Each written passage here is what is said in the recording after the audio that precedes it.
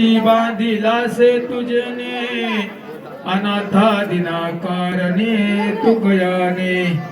तुका भासला मानवी वेशधारी परिहालिला विग्रही निर्विकारी स्वयं श्री हरि व्यापको सर्व जीवा तुका तोच तुहा परब्रह्म टेवा जया पूजले आदरे पांडुरंगे विमानस्थ केले प्रयाण प्रसंगी तनु मानवे दिव्य रूपीच केली न त्यागितीय दिव्य लोकास नेले